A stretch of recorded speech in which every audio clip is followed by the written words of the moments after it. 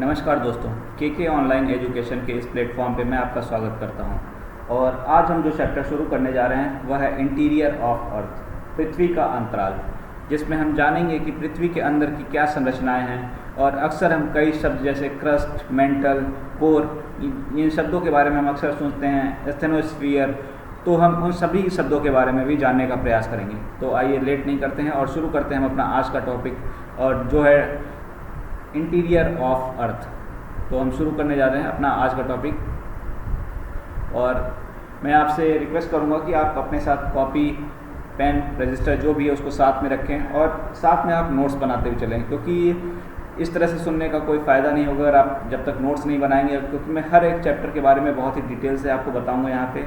और अगर आप एक प्रॉपर वे में इसको नोट्स करते जाएंगे तो आप किसी भी कॉम्पिटिटिव एग्ज़ाम को क्लियर कर सकते हैं इस नोट्स के माध्यम से।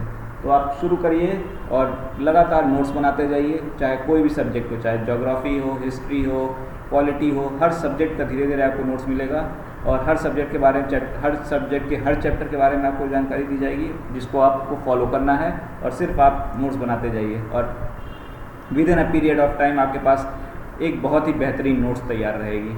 तो आइए हम शुरू करते हैं interior of earth.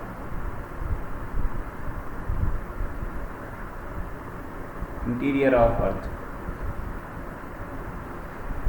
Interior of earth के संबंध में अलग अलग लोगों द्वारा अलग अलग जो कह सकते हैं कि इन्होंने अलग अलग तथ्य बताए हैं, तो उन्हीं में से हम जानने का प्रयास करते हैं। तो सबसे पहले एक जो हुआ करते थे एडवर्ड स्विस, इन्होंने भूकंप का अध्ययन करके पृथ्वी के परतों के बारे में बताया। इसको हम थोड़ा सा जानने का प्रयास करते हैं। तो इन्होंने बताया कि जो पृथ्वी है वो उसके अंदर एक तरह से तीन तरह की संरचनाएं पाई जाती हैं। तीन तरह की संरचनाएं पाई जाती हैं, ठीक है। और इनको हम जो नाम देते हैं, जो सबसे ऊपर की संरचना है वह है सियाल, उसके नीचे की जो संरचना है उसको कहते हैं सीमा, और सबसे नीचे की जो संरचना है उसको कहते हैं निफे, ठीक है। तो इन्होंने, वैसे तो अगर हम बात करें तो शुरू में क्या था कि पृथ्वी शुरू में एक गर्म गैस का गोला थी। पृथ्वी शुरू में एक गर्म गैस का गोला थी, गर्म गैस का गोला थी।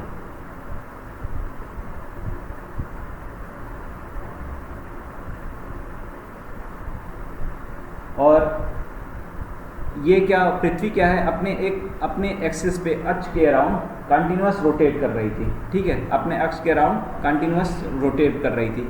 तो आप जानते हैं कि जब भी कोई चीज़ रोटेट कर रही होती है तो सेंट्रीफ्यूगल फोर्स, सेंट्रीपिटल फोर्स लग रहे होते हैं, जिसके कारण से जो भारी भाग था वो अंदर की ओर चला गया। जो भारी भाग था, हैवी पार्ट था, वो हैवी गैसेस थी वो अंदर की ओर चली गई, और जो हल्की गैसेस थी वो बाहर की ओर रह गई। जो हल्की गैसेस थी वो बाहर की ओर रह गई। तो इस तरीके से जो सियाल, सीमा और निफे में भी हम देखते हैं, जो अध्ययन किया गया तो उसमें पाया गया कि जो नीचे का भाग था वो ज़्यादा हैवी है, जो अंदर का भाग है वो ज़्यादा हैवी है। और अगर हम इसके अध्ययन की बात करते हैं तो एडवर्ड ने जो अध्ययन किया था वो अर्थक्वेक के माध्यम से किया। अर्थक्वेक के जो वेव्स निकलती हैं उनके माध्यम से इन्होंने अध्ययन किया।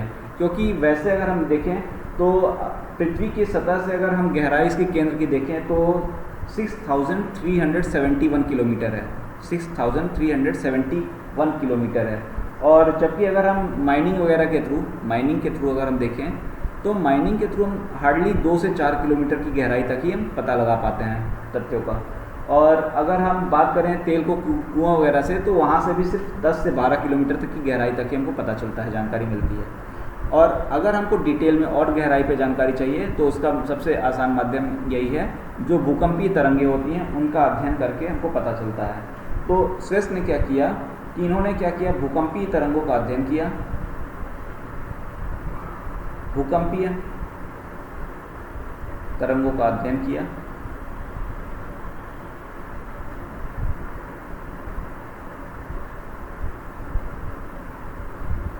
और अभी मैंने आप क्या बताया था, और भी कुछ स्टडीज़ हुई। तो उसके बाद में जो ये हमारा स्टडीज़ के बाद ऑलमोस्ट स्टडीज़ यही थी, अलग अलग नाम दिए गए। तो जो हमारा लिथोस्फीयर है, एक स्टडी करके लिथोस्फीयर का एक नया नाम आया, लिथोस्फीयर स्थलमंडल, उसको बोला गया सियाल, और बाद में इसी को कहा गया क्रस्ट, भूपर्पटी क्रस्ट। इसी तरह से पायरोस्फीयर नाम दिया गया। पायरोस्फीयर सीमा को कहा गया, और एक और नाम इसको दिया जाता है, वो दिया जाता है मेंटल का। क्या दिया जाता है? मेंटल का। थर्ड है बैरिस्फीयर, और ये सियाल, सीमा और निफे, और इसको क्या नाम दिया जाता है? कोर का। तो अगर इन तीनों, ये तीनों नाम कहे जाएं, या ये तीनों नाम कहे जाएं, या ये तीनों नाम कहे जाएं, ये हैं क्या? ऑलमोस्ट एक ही चीज़ को शो कर रहे होते हैं, ठीक है। तो अगर हम इसकी बात करते हैं, लिथोस्फीयर की बात करते हैं, तो इसमें ग्रेनाइट का डोमिनेंट होता है, ग्रेनाइट का डोमिनेशन होता है, ठीक है।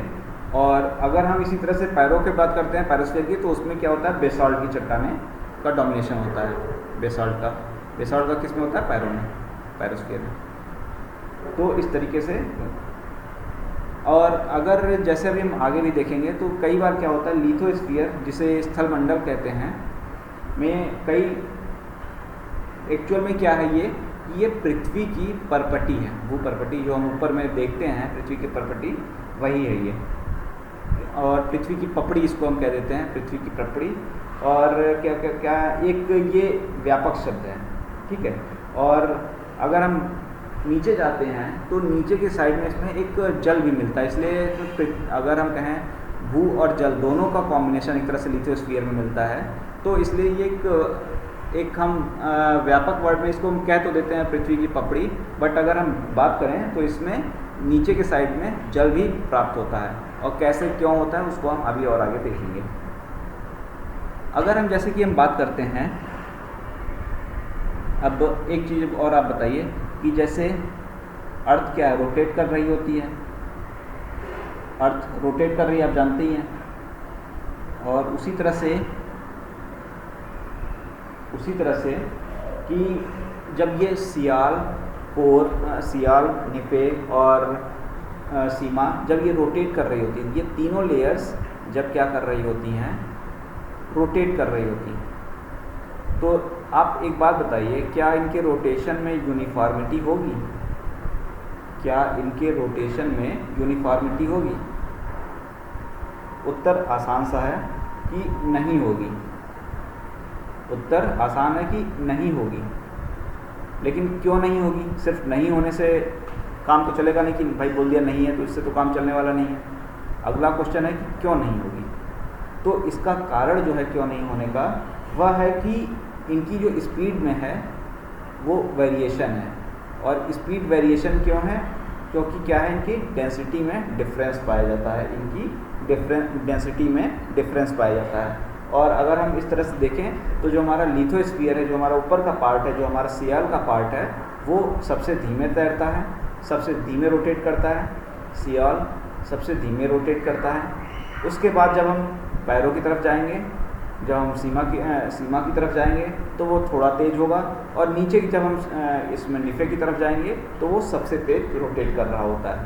तो अगर हम सियाल, सीमा और निफे की ओर जाएंगे, सियाल से निफे की ओर अगर हम जाते हैं तो रोटेशन स्पीड क्या होती है?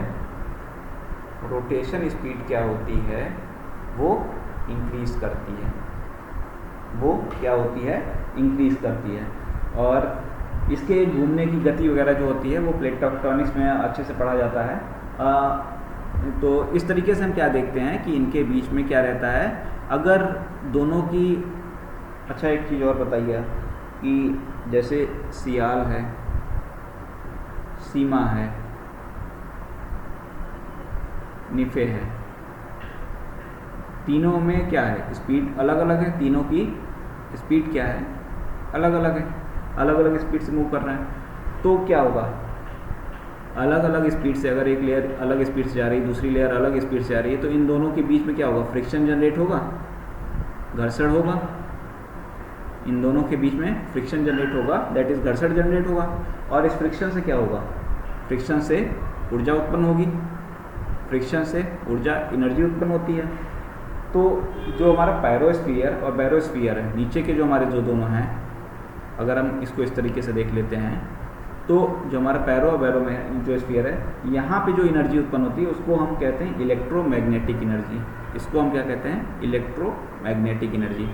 ठीक है, और ये इलेक्ट्रोमैग्नेटिक एनर्जी क्यों हो रही है, क्योंकि वेलोसिटी डिफरेंस के कारण डिफरेंशियल मोशन हो रहा है, जिसके कारण से क्या, फ्रिक्शन जनरेट हो रहा है, जिसके कारण फ्रिक्शन जनरेट हो रहा है, जिस कारण से हमें एनर्जी मिलती है। और जो एनर्जी होती है, जो एनर्जी प्रोड्यूस हो रही है, उसको हम पायरो और बैरो के बीच में अगर हम बात करें तो उसको इलेक्ट्रोमैग्नेटिक एनर्जी कहते हैं। तो इस तरीके से एक तो ये बेसिक स्टार्टिंग था। इसके बाद हम एक थोड़ा सा डिटेल में अब चलते हैं। ठीक है, अभी जैसे हमने क्या है, बस हमको फोकस क्या करना है, हमने क्या देखा, बहुत ही धीमे तरीके से हम देखते हैं। सबसे नीचे कोर में क्या रहता है, कोर में क्या रहता है, उसके ऊपर में क्या रहता है, और उसके ऊपर में क्या रहता है, एक हम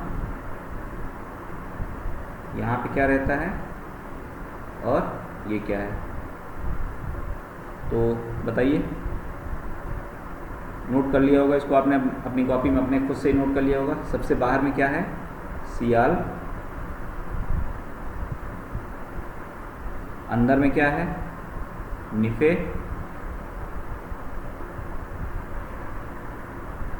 अंदर में क्या है, निफे, और बीच में क्या है, सीमा। सीमा काफ़ी लोग का नाम भी होता है, तो वही सीमा मत समझ लीजिएगा। हम देखते हैं, देखिए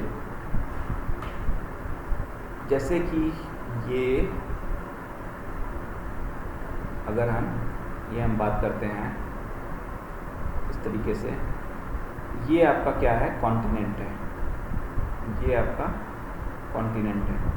ठीक है, और ये आपका ओशियन पार्ट है, ये आपका ओशियन पार्ट है, ये आपका ओशियन पार्ट है। तो ये हमारा क्या हो गया, ये हमारा क्या हो गया, ये हमारा कॉन्टिनेंट का क्रस्ट है, कॉन्टिनेंट क्रस्ट है, वो कॉन्टिनेंट का महाद्वीपीय भूपर्पट्टी, कॉन्टिनेंट क्रस्ट, महाद्वीपीय भूपर्पट्टी। और ये हमारा क्या हो जाता है, यहाँ पे क्या है, ओशियन है, तो ये किसकी भूपर्पट्टी हो जाती है, ओशियानिक क्रस्ट। ये हमारा क्या है, ओशियानिक क्रस्ट। ठीक है, तो इससे अच्छा आप एक बात बताइए कि कॉन्टिनेंट क्रस्ट ज़्यादा थिक है, मोटा है, या ओशियानिक क्रस्ट है। देख के ही पता चल रहा है कि कॉन्टिनेंट क्रस्ट जो है वो ज़्यादा थिकनेस का होता है। किसकी थिकनेस ज़्यादा होती है, कॉन्टिनेंट क्रस्ट की। अगर क्वेश्चन हो कि कॉन्टिनेंट क्रस्ट और ओशियानिक क्रस्ट में थिकनेस किसकी ज़्यादा है, तो किसकी ज़्यादा होगी, कॉन्टिनेंट क्रस्ट की। ठीक है, तो नॉर्मली जो इसकी क्रस्ट की थिकनेस होती है वो 34 किलोमीटर तक मानी जाती है।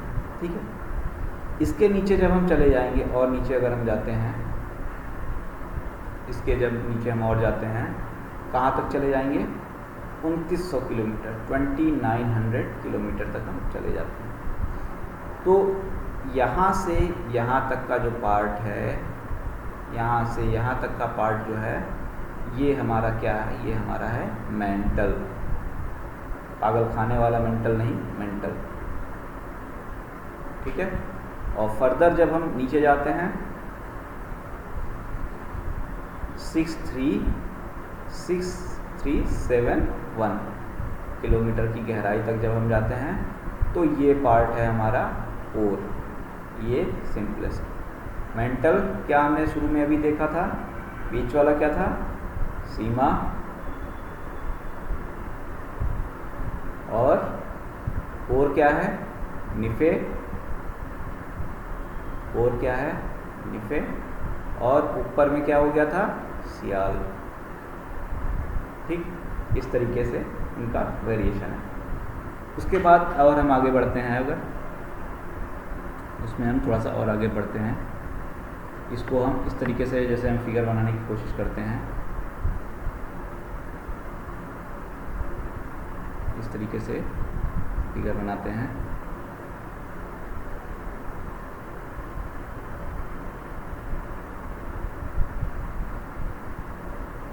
ठीक है, तो इस तरीके से हमने डिवाइड किया।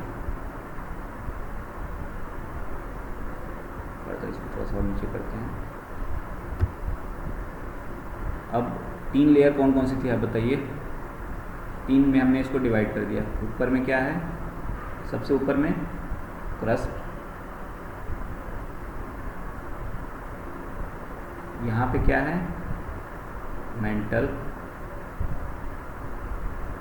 और बीच में सबसे नीचे क्या है कोर।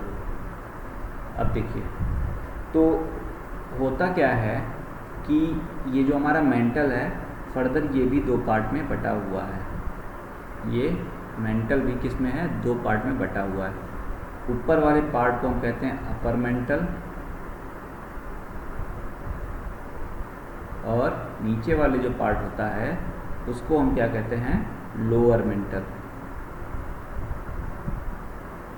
ऊपरी और निचला मेंटल। ठीक है, और उसके बाद में हम जब इधर आते हैं तो ये जो है हमारा कोर है, यह भी 2 पार्ट में बटा हुआ है। अपर, आउटर कह सकते हैं इसको, आउटर कोर और इनर कोर, आउटर कोर और इनर कोर। ठीक है, तो इस तरीके से ये बटे हुए हैं। अब कैसे बटे हैं, कितनी डिस्टेंस पे बटे हैं, वो सारी चीज़ें हम देखते हैं। इसके लिए हम एक और फिगर बनाते हैं, एक और थोड़ा सा हम डिटेल फिगर बनाते हैं। ठीक है, यहाँ पे हम हाइट को रखते हैं, डिस्टेंस को रखते हैं, इससे एक एक्सिस इधर बनाते हैं जिस पे हम क्या रखते हैं, डिस्टेंस को रखते हैं, हाइट को रखते हैं, और इधर एक हम बनाते हैं इस तरीके से। ठीक है, तो सबसे ऊपर में हमारा क्या है, क्रस्ट। सबसे ऊपर में हमारा क्रस्ट है। ये क्या हो गया, क्रस्ट है हमारा, ऊपर पट्टी। तो अगर जब हम बात करते हैं तो होता क्या है कि जब हम नीचे की तरफ आते हैं, जैसे जैसे हम पृथ्वी में नीचे की तरफ आएंगे, अगर ये हमारा हमने क्या देखा था, इस तरीके से अलग अलग हमने बना रखे थे, तो जब हम पृथ्वी के नीचे जैसे जैसे अंदर की तरफ जाते हैं, जो हमारा टेम्परेचर है वो क्या होता है, टेम्परेचर इंक्रीज करता है। क्या है, जब हम नीचे की तरफ जाते हैं तो टेम्परेचर क्या होता है, इंक्रीज करता है। क्या कर रहा है, टेम्परेचर बढ़ता है। ठीक है, तो इस तरह से जैसे जब हम इधर हम देखते हैं इस वाले फिगर को, अगर हम फिर से देखते हैं इस तरीके से, तो ऊपर में अब तो हमारा क्या हो गया था, क्रस्ट। यहाँ पे तो चलिए ठीक है, टेम्परेचर जो भी है, और जब हम नीचे और थोड़ा सा जाते हैं तो टेम्परेचर क्या हो जाता है, बढ़ जाता है। और टेम्परेचर जब बढ़ जाएगा किसी स्थान का तो क्या होगी, चीज़ें मेल्ट होना चालू हो जाएंगी। ठीक है, तो चीज़ें क्या होती हैं, मेल्ट होना चालू हो जाती हैं। तो यहाँ पे जो यहाँ का जो पार्ट है, नीचे का जो पार्ट है, वो क्या होता है, मेल्ट होने लगता है, वो मेल्ट होने लगता है, गलने लगता है। ठीक है, अर्थात यहाँ का जो भाग है वो लिक्विड स्टेट में, तरल स्टेट में हमको मिलना चाहिए। पर अब जैसे कि मान लीजिए एक ये बुक है, ये मैंने एक कोई बुक है, इसके ऊपर मैंने 10 kg का वेट रख दिया, 10 kg का वेट रख दिया, तो ये इस पर प्रेशर लगाएगा। ठीक है, और फर्दर अगर हम इस पर और कुछ रख देते हैं और कुछ वेट रख देते हैं, 100 kg का और वेट रख दिए, तो प्रेशर बढ़ जाएगा। इसी तरीके से क्या है कि अगर इसके ऊपर कुछ में भी चीज़ें हैं तो क्या करेंगी, प्रेशर लगाएंगे, दाब लगाएंगी, प्रेशर अप्लाई करेंगी। सेम वही चीज़ यहाँ पे भी होता है, सेम वही चीज़ यहाँ पे भी होता है। यहाँ पे जैसे टेम्परेचर तो बढ़ रहा है, लेकिन ऊपर से क्या होता है, प्रेशर भी बढ़ रहा होता है, ऊपर से प्रेशर भी लग रहा होता है, जिस कारण से क्या होता है कि जो टेम्परेचर है टेम्परेचर बढ़ तो रहा है लेकिन टेम्परेचर इतना इंक्रीज़ नहीं कर पाता है कि वो प्रेशर का पूरा जो पार्ट है, जो प्रेशर के पूरे इम्पैक्ट है उसको नलीफाई कर दे या और टेम्परेचर कहीं ना कहीं प्रेशर जो होता है वो टेम्परेचर की वजह से जो प्लेट होती है, जो क्रस्ट होती है, जो नीचे का पार्ट होता है जो पिघल रहा था उसको थोड़ा सा कंट्रोल करता है और इस कारण से जो लिक्विड फॉर्म में बनने जा रहा था वो पूरा लिक्विड फॉर्म में न बनकर क्या रहता है, सेमी लिक्विड फॉर्म में ही रह जाता है। क्या रहता है, वो सेमी लिक्विड फॉर्म में ही रह जाता है। ठीक है, सेमी लिक्विड फॉर्म तक ही रह जाता है। नेक्स्ट स्लाइड में हम देखते हैं। तो क्या हुआ कि टेम्परेचर के इंक्रीज़ होने पर, अगर टेम्परेचर इंक्रीज़ हो रहा था तो रॉक को, ठीक है, रॉक को क्या लिक्विड फॉर्म में जाना है, जो भी अंदर की चट्टानें हैं वो लिक्विड फॉर्म में जाएंगी, पर यहाँ पे प्रेशर भी लग रहा है, जिस कारण भले ही टेम्परेचर इंक्रीज तो हो रहा है, बट कंप्लीट लिक्विड फॉर्म में नहीं जा पाएगा, कंप्लीट लिक्विड फॉर्म में नहीं जा पाता है और ये सेमी लिक्विड स्टेटस में ही रह जाता है, सेमी लिक्विड स्टेटस में ही रहता है। ठीक है, सेमी लिक्विड स्टेटस में ही रहता है। तो अगर हम बात करें तो क्रस्ट के जो नीचे जस्ट रहता है, जो हमारा क्रस्ट के जस्ट नीचे जो है पार्ट, क्रस्ट के जो जस्ट नीचे का पार्ट है वो क्या है, हमारा सेमी लिक्विड फॉर्म में है। ठीक है, क्रस्ट के नीचे हमारा सेमी लिक्विड फॉर्म में है। और जनरली क्या होता है कि जो हमारा 100 किलोमीटर तक की जो डिस्टेंस होती है, जनरली क्या होता है, जो हमारा 100 किलोमीटर तक की जो डिस्टेंस होती है वहाँ पर जाने पर ये सेमी लिक्विड का फॉर्मेशन एक तरह से होता है। तो इसलिए नॉर्मली कई बार जो क्रस्ट का डिस्टेंस होता है उसको भी 0 किलोमीटर से लेके 100 किलोमीटर की गहराई तक में मान लिया जाता है। अब थोड़ा सा मैं पहले फिगर बना देता हूँ जिससे क्लियर सारी चीज़ें हो जाए। बहुत ही पहले उसको भी साथ में आप ही बनाइएगा, थोड़ा सा टाइम लगेगा।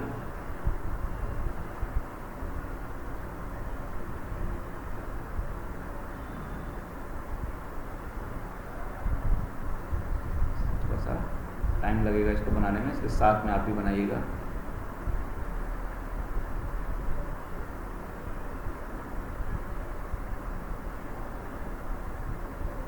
बोर्ड वगैरह होता तो बड़े आराम से बन जाता, बट यहाँ पे बोर्ड वगैरह फैसिलिटी है नहीं।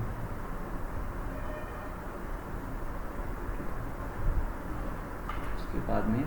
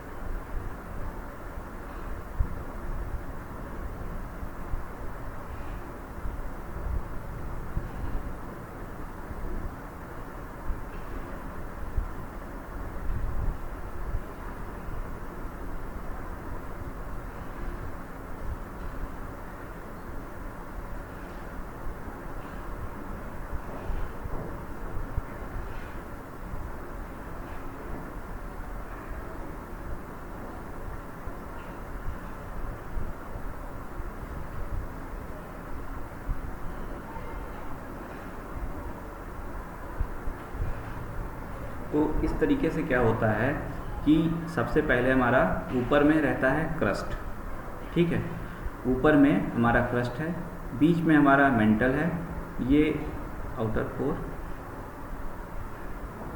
ये इनर कोर, इस तरीके से। तो जैसे कि क्या है, जो आउटर कोर है और इनर कोर है, तो जहाँ पे क्रस्ट और मेंटल ये दोनों की लेयर अलग हो रही होती है, वहाँ पे एक डिसकंटिन्यूटी पाई जाती है। और इसको इन्होंने सबसे पहले मोहो नामक व्यक्ति ने इसका पता लगाया था, इसलिए इसको यहाँ पे मोहो डिसकंटिन्यूटी कहते हैं, मोहो असंबद्धता। इसी तरह से जहाँ पे मेंटल और कोर में अलग हो रहे होते हैं, वहाँ पे भी एक असंबद्धता पाई जाती है, उसको गुटेनबर्ग असंबद्धता कहते हैं, ठीक है। उसके बाद में क्रस्ट और मेंटल के बीच में, जैसे कि जो हम नेक्स्ट स्लाइड में हम देखते हैं, लिखते हुए चलते हैं, तो जो हमारा 100 किलोमीटर से 2900 किलोमीटर के बीच में क्या है बताइए, मेंटल, ठीक है। तो क्या होता है कि क्रस्ट और मेंटल के बीच में जो स्पीड का डिफरेंस रहता है, स्पीड वेरिएशन रहता है, दोनों का स्पीड अलग अलग है, स्पीड डिफरेंस है, ठीक है। स्पीड डिफरेंस के कारण से क्या होता है, एक डिसकंटिन्यूटी आती है जिसको मोह डिसकंटिन्यूटी कहते हैं, ठीक है, मोह असंबद्धता। और मेंटल के जो ऊपर का लेयर होता है, मेंटल का जो ऊपर का लेयर है, मेंटल का जो ऊपर लेयर है, ठीक है, जो क्रस्ट के ठीक नीचे है, मेंटल का ऊपर लेयर और क्रस्ट के ठीक नीचे, एकदम बिल्कुल नीचे, ठीक नीचे है, क्रस्ट इस पर तैरता रहता है, क्रस्ट इस पर तैरता रहता है। कैसे तैरता रहता है, किस फॉर्म में है, वो हमने अभी देखा था, किसमें फॉर्म में था, सेमी लिक्विड फॉर्म में था, ठीक है। और क्रस्ट मेंटल की घर्षण से क्रस्ट तैरता रहता है, और यहाँ पे क्रस्ट और मेंटल का जो फ्रिक्शन होता है, उनके बीच में जो घर्षण होता है, उससे जो टेम्परेचर होता है वो 800 डिग्री सेल्सियस से लेके 1200 डिग्री सेल्सियस तक का टेम्परेचर होता है, और इस फ्रिक्शन से एनर्जी भी रिलीज होती है, ठीक है। और अगर हम फर्दर और जब सेंटर की ओर जाते हैं, अगर हम जब सेंटर की तरफ और जाते हैं, तो टेम्परेचर भी क्या होगा, इंक्रीज करता जाता है, ठीक है, टेम्परेचर इंक्रीज करता जाता है। और अगर हम बात करते हैं स्टेनोस्फीयर की, स्टेनोस्फीयर को दुर्बल मंडल भी कहा जाता है, स्टेनोस्फीयर को दुर्बल मंडल भी कहा जाता है, इसके बारे में भी हम थोड़ा सा देखते हैं। स्टेनोस्फीयर को, जिसको दुर्बल मंडल भी कहा जाता है, तो होता क्या है कि जब हम नीचे की ओर जा रहे होते हैं यहाँ पे, तो स्टेनोस्फीयर जो दुर्बल मंडल है, वहाँ पे नेक्स्ट स्लाइड में देखते हैं, जो रेडियो एक्टिव पदार्थ, वहाँ रेडियो एक्टिविटी, स्टेनोस्फीयर, ये हमको कहाँ मिलता है, जस्ट क्रस्ट के बाद में और ऊपरी मेंटल के क्षेत्र में, क्रस्ट के बाद और ऊपरी मेंटल के क्षेत्र में जो हमारा सेमी लिक्विड का जो क्षेत्र एरिया रहता है, वहाँ पे हमको ये स्टेनोस्फीयर का क्षेत्र मिलता है, ठीक है। और इसमें, इसको हिंदी में दुर्बल मंडल कहते हैं, जिसमें रेडियो एक्टिव पदार्थ की अधिकता होती है, रेडियो एक्टिव जो एलिमेंट्स होते हैं, पदार्थ होते हैं, उनकी अधिकता होती है, ठीक है। और इस अधिकता के कारण क्या होता है, रेडियो एक्टिव पदार्थ की अधिकता के कारण ये अर्ध ठोस अवस्था में रहता है, ठोस अवस्था में रहता है। और अक्सर ज्वालामुखी और भूकंप की जो घटनाएं होती हैं, जो ज्वालामुखी घटनाएं जैसी घटनाएं होती हैं, वो इसी क्षेत्र में जो रेडियोएक्टिव पदार्थ हैं उनके कारण ही हो रही होती हैं, ठीक है।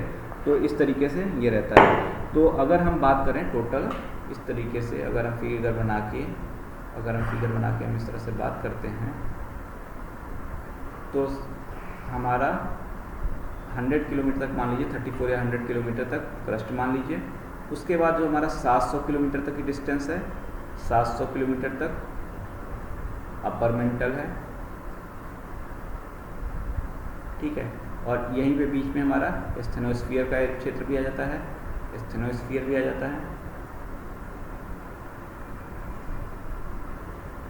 स्टेनोस्फीयर का भी क्षेत्र आ जाता है। उसके बाद में अपर मेंटल के नीचे हमारा लोअर मेंटल, फिर हमारा ये क्या है, इनर आउटर कोर, और फिर ये इनर कोर। तो होता क्या है कि अगर हम एक तो ये चीज़ें हो गई हमने देख लिया, तो हमारा जो क्रस्ट है वो तो हमारा सॉलिड ही था। उसके बाद में हम जब स्टेनोस्फीयर में पहुंचते हैं, स्टेनोस्फीयर में पहुंचते हैं तो क्या हो गया, वो पार्शियली कह सकते हैं उसको लिक्विड वगैरह है, या पार्शियल सॉलिड, या इस तरीके की बात कर सकते हैं। स्फीयर में वो क्या हुआ, पार्शियल लिक्विड या पार्शियल सॉलिड, जो भी बोलना है बोल दे, सेमी सॉलिड बोल देते हैं उसको हम, सेमी सॉलिड, ठीक है। जो हमारा पार्शियल लिक्विड में होता है, उसके बाद में जब हम अपर मेंटल में रहते हैं तो हमारा अपर मेंटल क्या हो जाता है, अपर मेंटल हमारा हो जाता है क्या, जो हमारा सेमी सॉलिड में हो गया। लोअर मेंटल में जब हम आते हैं नीचे, तो वो प्रेशर और बढ़ जाएगा, नीचे जैसे जैसे आते जाएंगे प्रेशर बढ़ता चला जाता है। तो प्रेशर के बढ़ने के कारण क्या होता है कि जो हमारा लोअर मेंटल का क्षेत्र होता है वो रिजिड हो जाता है, सॉलिड रहता है, मोर रिजिड होता है। और लेकिन जब आउटर कोर में पहुंचते हैं तो वहाँ पे क्या होता है, मेटल्स की अधिकता पाई जाती है, मेटल की अधिकता पाई जाती है, और उनके जो इम्पैक्ट होती है उसकी वजह से क्या होता है, आउटर कोर तो हमारा क्या होता है, वो होता है लिक्विड फॉर्म में। आउटर कोर तो लिक्विड फॉर्म में होता है, लेकिन जो इनर कोर होता है वह फिर से रिजिड होता है, वह फिर से क्या होता है, रिजिड होता है। एक इसको हम क्या कह सकते हैं, सबसे ऊपर में क्या है, अगर हम सबसे ऊपर क्रस्ट की बात करते हैं तो क्या हो गया, सॉलिड हो गया। फिर हमारा क्या, स्टेनोस्फीयर का एरिया आ गया, स्टेनोस्फीयर जो हमारा आ गया, सेमी लिक्विड कह दीजिए या सेमी, ठीक है। नीचे जैसे जैसे जा रहे हैं प्रेशर और टेम्परेचर दोनों बढ़ रहा है, प्रेशर और टेम्परेचर दोनों बढ़ रहा है, बट प्रेशर का डोमिनेंस बढ़ता जाता है ज़्यादा। तो ये फिर हमारा जो अपर मेंटल है सेमी सॉलिड, फिर हमारा लोअर मेंटल आता है, लोअर मेंटल में क्या होगा, ये रिजिड हो जाएगा। उसके बाद जब हम आउटर कोर में पहुंचते हैं तो आउटर कोर में जो एलिमेंट्स वगैरह हैं, जो खनिज हैं, उनका इम्पैक्ट थोड़ा ज़्यादा होता है, जिस कारण से ये लिक्विड फॉर्म में रहता है, जिस कारण से ये लिक्विड फॉर्म में रहता है। और फर्दर जब हम और जाते हैं नीचे, इनर कोर में पहुंचते हैं तो ये फिर से सॉलिड फॉर्म में रहता है। और ये जो स्टडी की गई है टोटल, वो जो हमारी भूकंपीय तरंगे हैं, जो हमारी भूकंपीय तरंगे हैं उनके द्वारा किया गया है। क्योंकि जैसे हमारी पी वेव्स, एस वेव और एल वेव, जब हम भूकंप पढ़ेंगे, अर्थक्वेक पढ़ेंगे तो उनके देखेंगे, इनकी जो प्रॉपर्टीज़ होती हैं, इनकी जो प्रॉपर्टीज़ होती हैं उनके आधार पर इनके बारे में पता लगाया गया है, ठीक है। ये हमारा क्या हो गया, अपर मेंटल, अपर मेंटल, ये लोअर मेंटल, लिक्विड, ये हमारा क्या हो गया, आउटर कोर, ये हमारा इनर कोर, ऊपर में हमारा क्रस्ट। और एक और इम्पॉर्टेंट चीज़ है कि जैसे हम नीचे जाते जाते हैं तो शुरू में हमने क्या देखा था, पर 40 किलोमीटर पे 20-30 डिग्री सेल्सियस टेम्परेचर बढ़ता जा रहा था। लेकिन जब हम कोर पे जाते हैं, जब हम कोर पे पहुंचेंगे तो वहाँ पे इसका टेम्परेचर 45 डिग्री सेल्सियस होता है, 4500 डिग्री सेल्सियस। और स्टार्टिंग में हम जब देख रहे थे तो ये 20-30 डिग्री सेल्सियस के हिसाब से इंक्रीज़ कर रहा था। और टोटल गहराई क्या है, 637, तो टेम्परेचर इससे कहीं ज़्यादा होना चाहिए था, लेकिन ये उतना नहीं होता। मतलब कि जब हम नीचे की ओर जाते हैं तो टेम्परेचर बढ़ता तो है, टेम्परेचर बढ़ता तो है, बट वो यूनिफॉर्म वे में नहीं बढ़ रहा है, यूनिफॉर्म वे में नहीं बढ़ता है, नहीं बढ़ता है। और नीचे जाते समय टेम्परेचर के इंक्रीज़ होने की रेट कम हो जाती है, टेम्परेचर के इंक्रीज़ होने की रेट कम हो जाती है। उसका कारण क्या है, ऊपर से लगने वाला दबाव बल। तो ये हमारा पृथ्वी की आंतरिक संरचना के बारे में, सियाल, सीमा और निफे के बारे में हो गया। नेक्स्ट पार्ट में हम देखेंगे कि किस तरीके से हिमालय का निर्माण हुआ है, हिमालय का निर्माण देखेंगे हम। और हिमालय का निर्माण जब हमारा ख़त्म हो जाएगा उसके बाद हम थोड़ा हिमालय के क्षेत्र में जो चोटियाँ पाई जाती हैं, जो दर्रे पाए जाते हैं, उनके बारे में हम देखेंगे।